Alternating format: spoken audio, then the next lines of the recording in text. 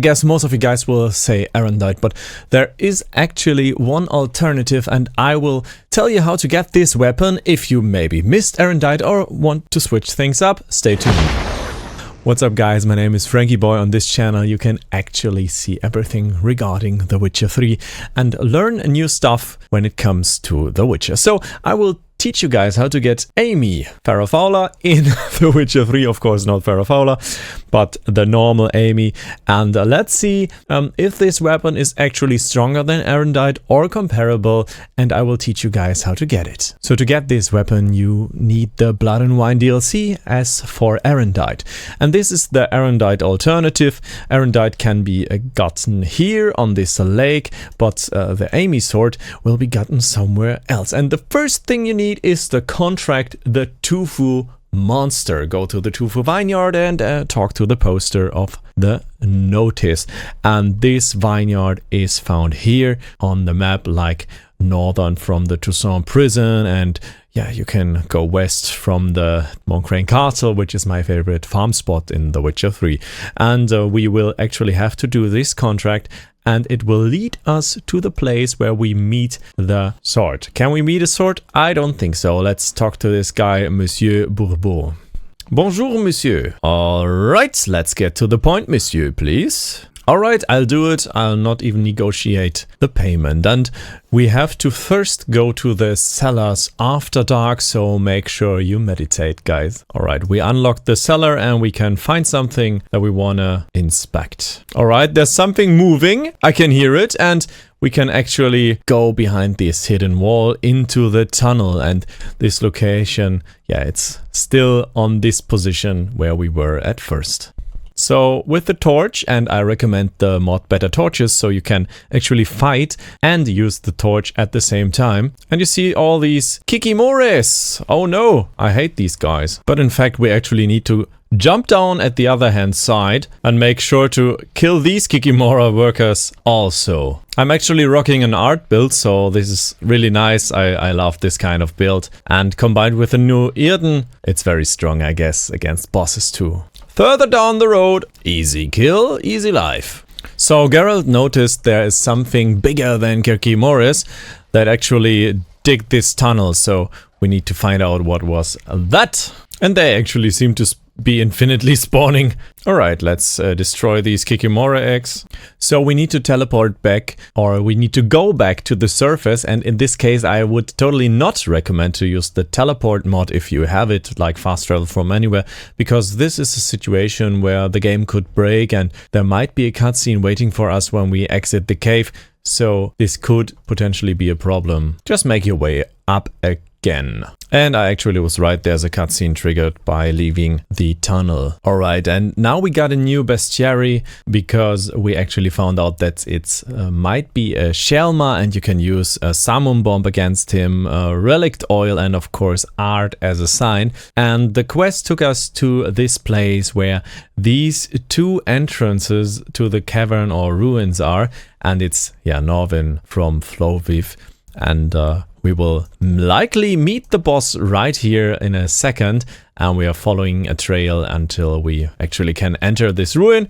Let's prepare with Quen, I guess, and put some Irden on the ground when we enter it, because it might be a really tough fight. I'm curious how that one will turn out. Place some Irden just to be careful. Oh, and this actually is a place to find a Witcher armor in, so you guys might have been here without the quest yet. And the Shema is very close. Alright, place some Irden, and I think the fight might start now. The next step is to actually brew a Shema bait, and you need fresh human blood. You will find it on the corpses in the cave, and you also need some Sion mushrooms. I guess you guys will have them on you when you are there. If you don't, you just know it beforehand right now, and I crafted it and can spread it here. Now to actually use the bait, you need to put it into your consumables slot right here.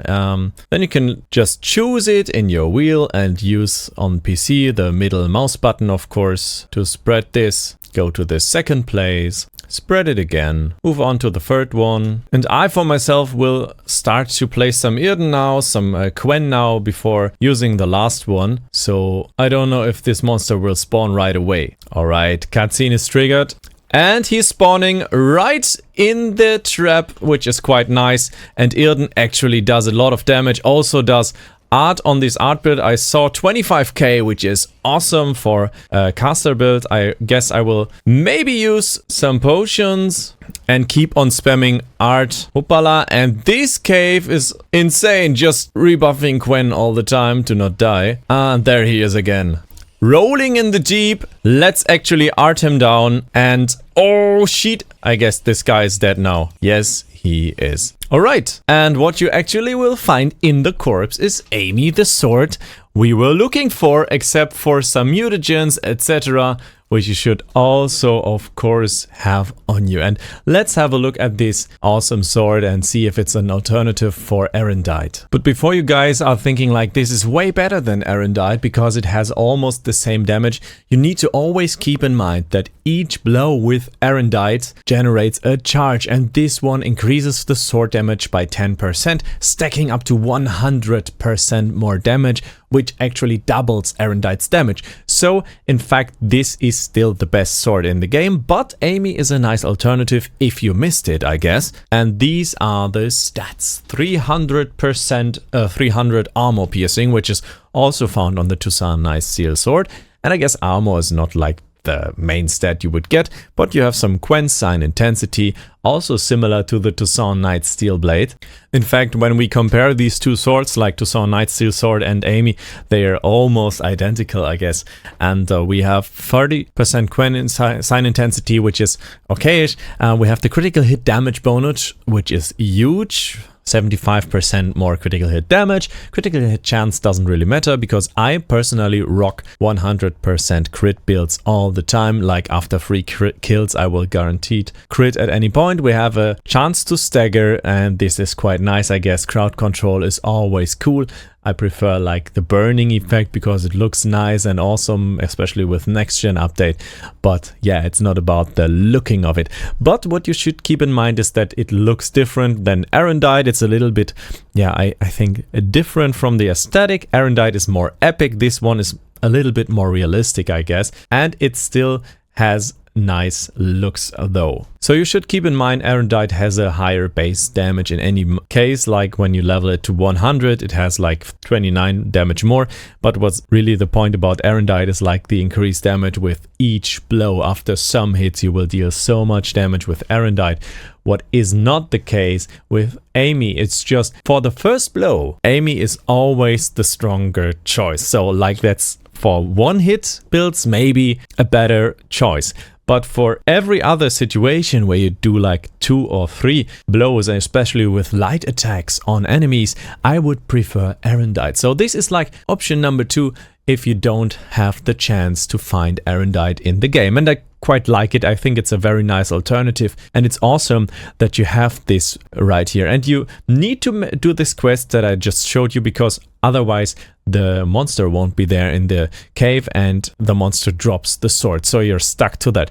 There's also another Amy option for another quest, but that one is just magical and not legendary, and will not hold up to the stats of this one, so you really need like the legendary version of Amy, and then you're the real Farrah Fowler, I guess. So quite an awesome pick for you if you guys lost AERONDIGHT, and some people, especially on the first playthrough, tend to sometimes not do everything they have to do to get the sword, and maybe this is a nice alternative to go into New Game Plus, even though I recommend some other swords for New Game Plus, which will level with your character. Well, the one Silversword I recommend is of course AERONDIGHT to do so, but for Steel Swords. Okay, let's finish off this quest at the guy. Ah, they're already fixing the wall. I love this detail in The Witcher. It's so nice, like you can't even enter this anymore. You have to like be here and maybe glitch yourself through the wall if you want to be in there at any point later. This is so nice. The game is so well done, and even after 8 years,